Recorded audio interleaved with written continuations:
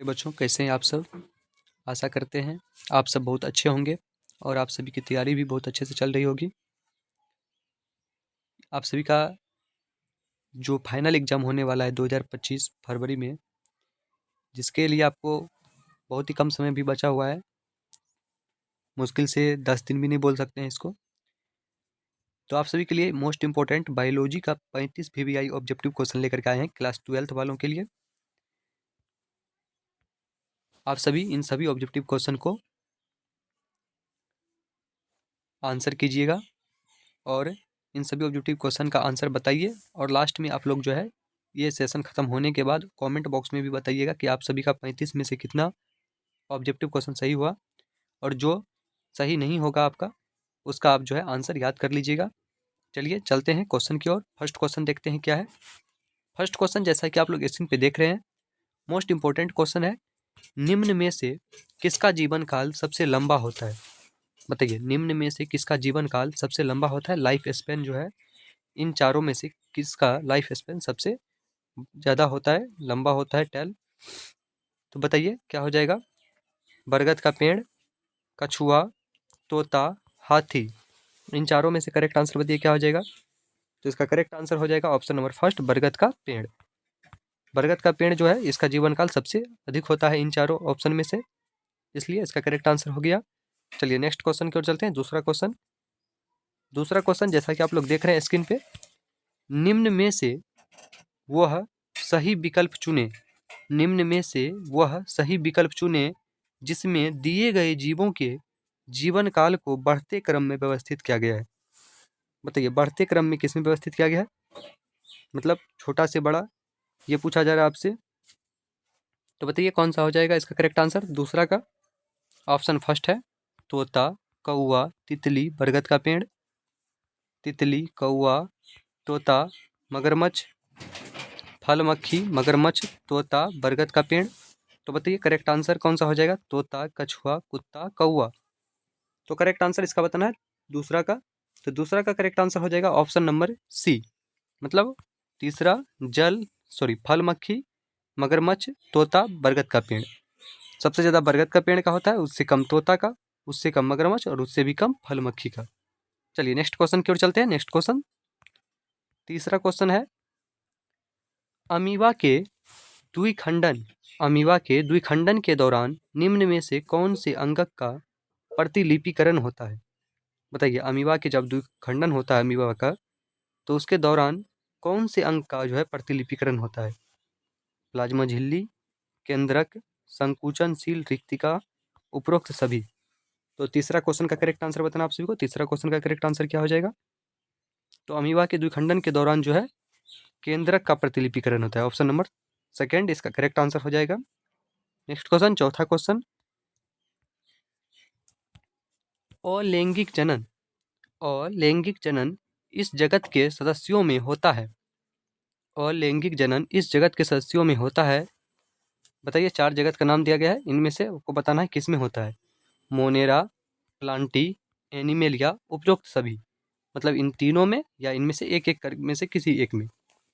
तो बताइए चौथा का करेक्ट आंसर क्या होना चाहिए? तो चौथा का करेक्ट आंसर हो जाएगा option number D, Monera, Plantae और एनिमेलिया। इन तीनों में जो होता है अलैंगिक जनन होता है। करेक्ट आंसर हो जाएगा चौथा का option number D. Next question की ओर चलते हैं। नेक्स्ट क्वेश्चन क्या है? तो नेक्स्ट क्वेश्चन में दिया गया है, एक एक जीवन प्रक्रिया है जो जीव के जीने के लिए आवश्यक नहीं है परंतु स्पीसीज के अस्तित्व के लिए आवश्यक है। यहाँ आपको जीवन की चार प्रक्रिया दी गई है जो कि जीव के जीने के लिए आवश्यक नहीं है परंतु स्पीसीज के अस्तित्व के लिए आवश्यक है। तो बताइए, वृद्धि, जनन, श्वसन, पोषण। तो बताइए पांचवा का करेक्ट आंसर क्या होना चाहिए? तो वृद्धि क्या है? जीव के जीने के लिए आवश्यक है। श्वसन भी जीव के जीने के लिए आवश्यक है। पोषण भी जीव के जीने के लिए आवश्यक है। लेकिन जनन जो है ये क्या है? स्पीसीज के अस्तित्व को बनाने के लिए आवश्यक है, इसलिए इसका करेक्ट आंसर क्या हो जाएगा? जनन। नेक्स्ट क्वेश्चन की ओर चलते हैं। छठा क्वेश्चन है, क्लोन वे जीव होते हैं जिनमें ये बिल्कुल समान होता है। क्लोन वे जीव होते हैं जिनमें ये बिल्कुल समान होता है। जीवन काल, फिजियोलॉजी, वृद्धि दर, अनुवांशिक रूप।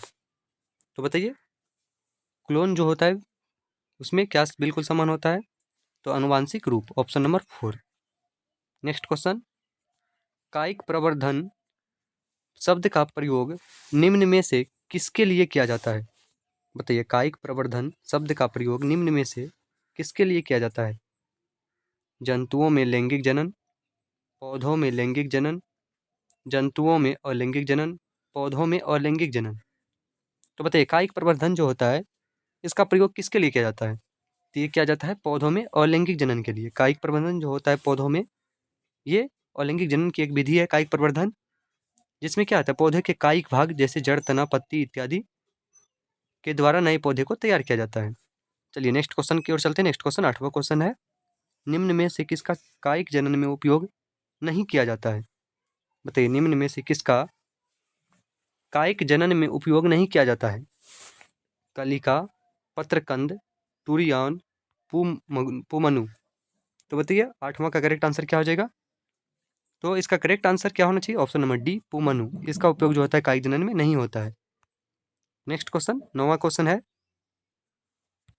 निम्न में से किस विकल्प के दोनों पौधों के समान अंगों से नए पौधे निकलते हैं?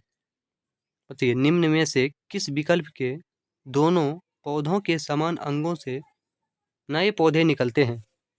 डहेलिया व अदरक, आलू व शकरकंद, डहेलिया व गुलाब, आलू व गन्ना। तो बताइए 9वां का करेक्ट आंसर क्या हो जाएगा? तो 9वां नंबर का करेक्ट आंसर हो जाएगा आलू व गन्ना, ऑप्शन नंबर 4। अगर आप सभी को आज का सेशन अच्छा लग रहा है तो पहले लाइक कर दीजिए आप लोग। आपका एक लाइक जो है हमें बहुत मोटिवेट करता है।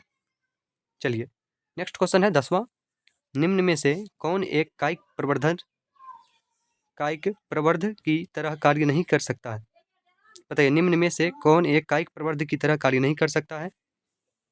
आलू के कंद का आंख सहित एक टुकड़ा। बताइए आलू के कंद का आंख सहित एक टुकड़ा, गन्ने के अंतर पर्व के बीच का टुकड़ा, अदरक प्रकंद का एक टुकड़ा, ब्रायोफिलम पत्ती का किनारे वाला भाग।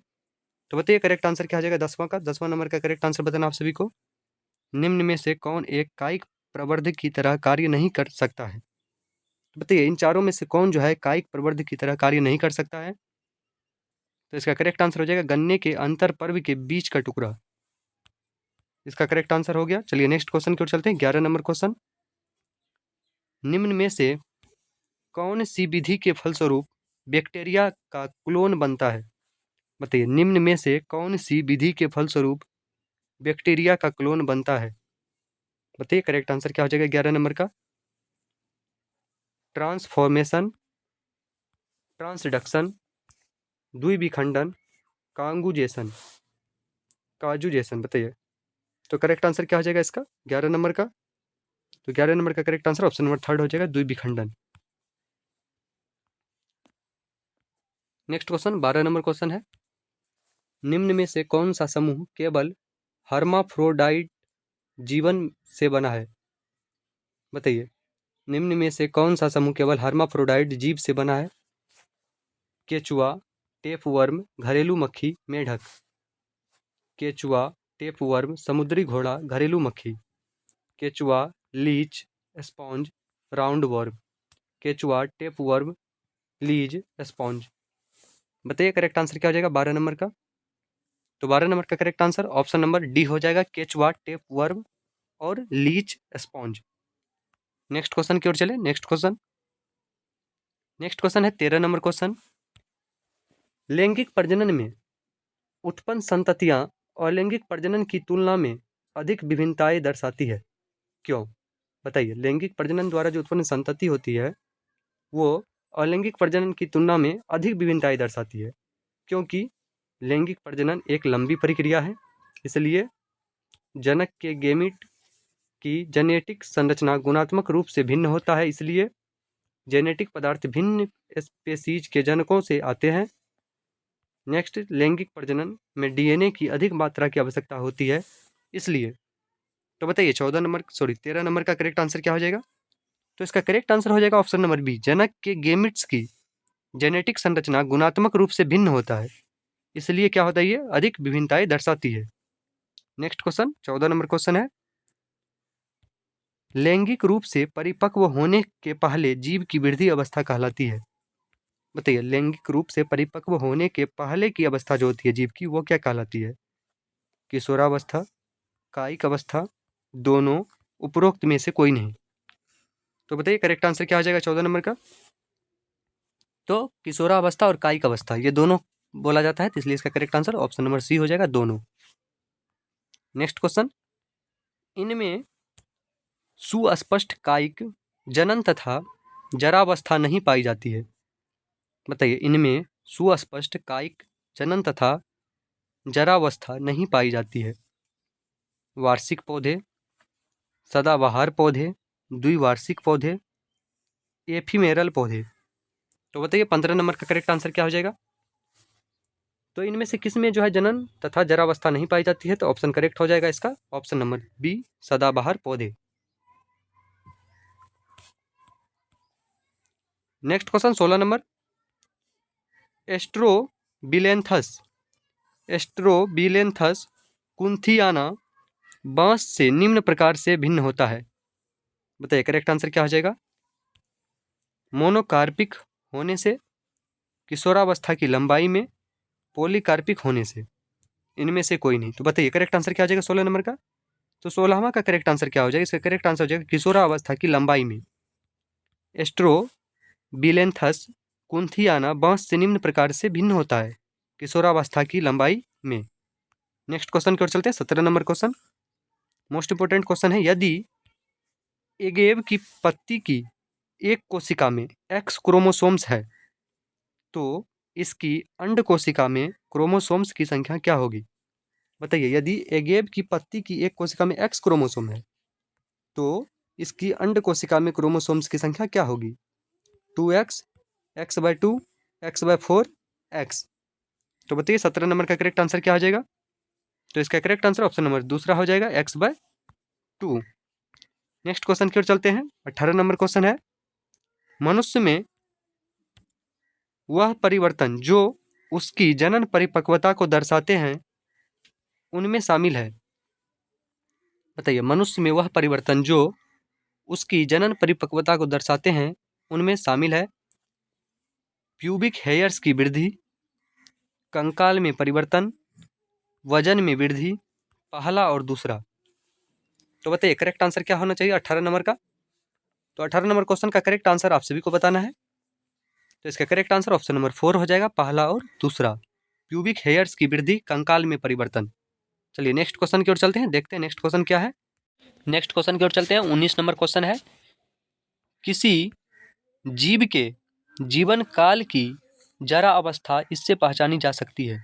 बताइए, किसी जीव के जीवन काल की जरा अवस्था इससे पहचानी जा सकती है धीमा उपापचय, प्रजनन का समाप्त होना, इम्यूनिटी कम होना, उपरोक्त सभी। तो बताइए करेक्ट आंसर क्या हो जाएगा? किसी जीव की जो जरा अवस्था होती है जीवन की, ये किससे पहचानी जा सकती है? धीमा उपापचय, प्रजनन किस का समाप्त होना, इम्यूनिटी कम होना, उपरोक्त सभी। इसका करेक्ट आंसर ऑप्शन नंबर 2 हो जाएगा, प्रजनन का समाप्त होना। नेक्स्ट क्वेश्चन की ओर चलते हैं, नेक्स्ट क्वेश्चन 20वां क्वेश्चन दिया गया है, पुंकेसरित पुष्प उत्पन्न करते हैं, पुंकेसरित पुष्प उत्पन्न करते हैं अंडे, पुमंग, फल, उपरोक्त सभी। तो बताइए पुंकेसरित पुष्प जो होते हैं ये क्या उत्पन्न करते हैं? इसका करेक्ट आंसर बताना आप सभी को। तो इसका करेक्ट आंसर क्या होना चाहिए?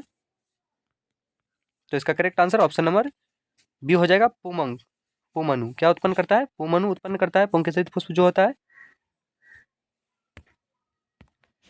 नेक्स्ट क्वेश्चन की ओर चलते हैं, 21 नंबर क्वेश्चन है और देखते हैं 21वां क्वेश्चन का आंसर जो है ये क्या दिया गया है। और 19 नंबर का जो है इसका आपको उपरोक्त सभी हो जाएगा। क्या हो जाएगा? उपरोक्त सभी। तो 21 नंबर क्वेश्चन है, अर्धसूत्री विभाजन नहीं होता है। क्या अर्धसूत्री विभाजन नहीं होता है?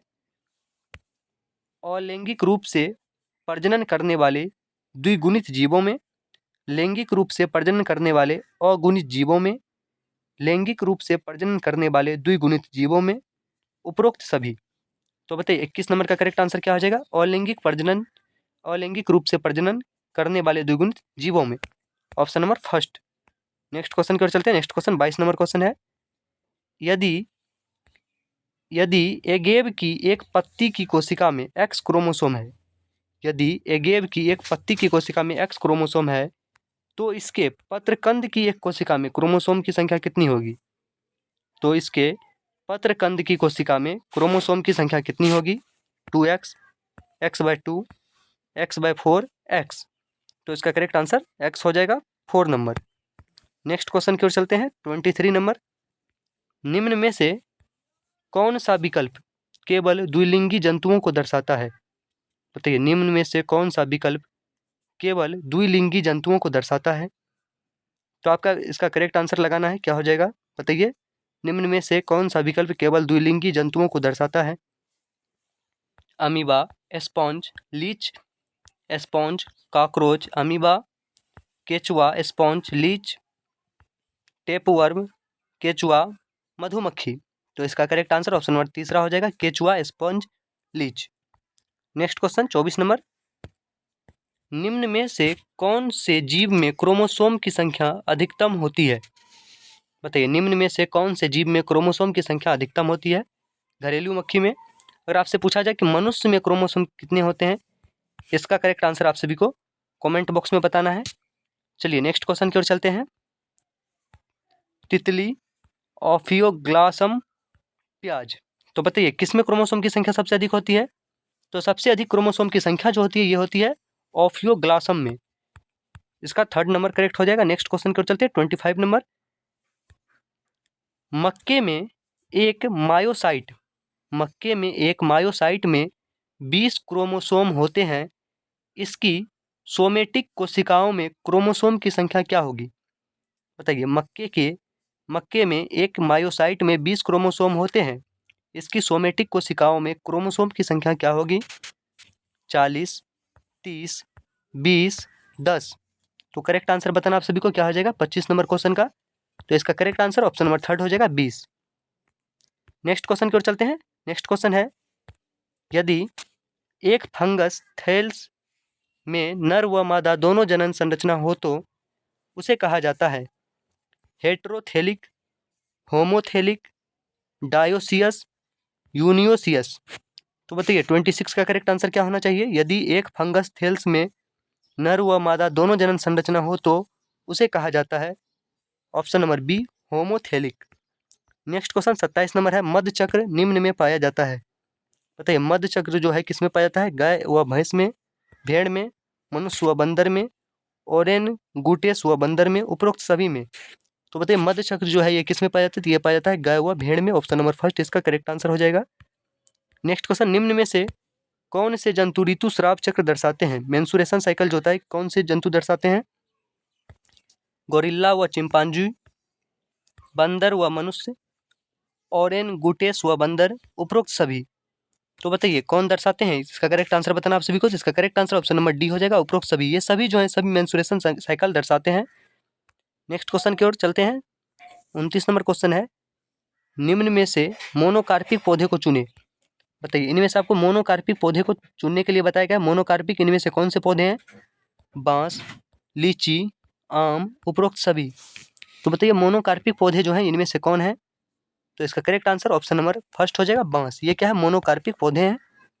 नेक्स्ट क्वेश्चन 30 नंबर क्वेश्चन है, बगैर निषेचन के मादा गेमिट से नर जीव का विकास कहलाता है, क्या कहलाता है? सिनगेमी, भ्रूण विकास, उगेमी, अनिषेक जनन। तो बताइए करेक्ट आंसर क्या हो जाएगा? तो बगैर निषेचन के मादा गेमिट से नर जीव का विकास जो होता है ये कहलाता है अनिषेक जनन, ऑप्शन नंबर 4। नेक्स्ट क्वेश्चन 31, वे जीव जिनमें आंतरिक निषेचन होता है, मादा गेमिट अचलित होते हैं, अचालन की प्रक्रिया लाभदायक है क्योंकि यह ऊर्जा के व्यय को कम करता है, मध्य के गेमिट के तीव्र विभाजन में सहायक होता है, कोशिका को अधिक पोषक तत्वों के संग्रहण में मदद करती है जिससे भ्रूण परिवर्धन तीव्रता से हो, पहला व तीसरा दोनों। तो बताइए करेक्ट आंसर क्या हो जाएगा 31 का। तो 31 का correct answer option number D हो जाएगा, पहला और तीसरा दोनों। क्या होता है इसमें, ऊर्जा के व्यय को कम करता है और कोशिका को अधिक पोषक तत्वों के संग्रहण में मदद करता है, जिससे भ्रूण परिवर्धन तीव्रता से हो। नेक्स्ट क्वेश्चन की ओर चलते हैं। 32 नंबर क्वेश्चन है, वह विकल्प चुने जिसमें केवल सजीव प्रजनक जंतु है। वह विकल्प चुने जिसमें केवल सजीव प्रजनक जंतु है। छिपकली, कछुआ, प्लेटिपस, मगरमच्छ, गाय, मगरमच्छ, व्हेल, चूहा। तो बताइए 32 का करेक्ट आंसर क्या होगा। तो 32 का करेक्ट आंसर हो जाएगा ऑप्शन नंबर डी, व्हेल और चूहा। नेक्स्ट क्वेश्चन की ओर चलते हैं 33। इनमें सतही जल की उपस्थिति में निषेचन नहीं होता है। बताइए इन चारों में से किसमें सतही जल की अनुपस्थिति में निषेचन नहीं होता है। फ्यूकस, फ्यूनेरिया, मोर्सिलिया, उपरोक्त सभी। बताइए 33 का करेक्ट आंसर क्या होना चाहिए। तो फ्यूकस में भी होता है, फ्यूनेरिया में भी और मोर्सिलिया में भी, उपयुक्त सभी इसका करेक्ट आंसर हो जाएगा। नेक्स्ट क्वेश्चन 34 है, युग्मनज के आसपास कैलकेरियस कवच का जमना इनमें पाया जाता है। बताइए युग्मनज के आसपास कैलकेरियस कवच का जमना इनमें पाया जाता है। पक्षी व सरीसृप, पक्षी व मेमेल्स, मेमेल्स व सरीसृप, उपरोक्त सभी। तो बताइए 34 नंबर का करेक्ट आंसर क्या हो जाएगा। 34 का correct answer option number first हो जाएगा, पक्षी व सरीसृप। नेक्स्ट और लास्ट क्वेश्चन है 35 नंबर, निम्न में से कौन से पौधे में निषेचन के बाद बाह्य दल गिरते नहीं हैं और फल से जुड़े रहते हैं। बताइए करेक्ट आंसर क्या हो जाएगा। निम्न में से कौन से पौधे में निषेचन के बाद बाह्य दल गिरते नहीं हैं और फल से जुड़े रहते हैं। बैगन, ककड़ी, पपीता और करेला। तो करेक्ट आंसर इसका आप सभी को कमेंट बॉक्स में लगाना है और आप सभी को कमेंट बॉक्स में बताना है कि आप सभी का आज का ये 35 क्वेश्चन का जो सेशन था इसमें आपका कितना क्वेश्चन सही हुआ। और जो भी स्टूडेंट अभी तक चैनल को सब्सक्राइब नहीं किया, चैनल को सब्सक्राइब कर लीजिए। साथ में अगर वीडियो अच्छा लगा तो वीडियो को लाइक कर लीजिएगा और अपने दोस्तों तक ज़्यादा से ज़्यादा शेयर कीजिएगा। मिलते हैं फिर नेक्स्ट वीडियो में फिजिक्स के क्वेश्चन के साथ। तब तक के लिए जय हिंद, जय भारत।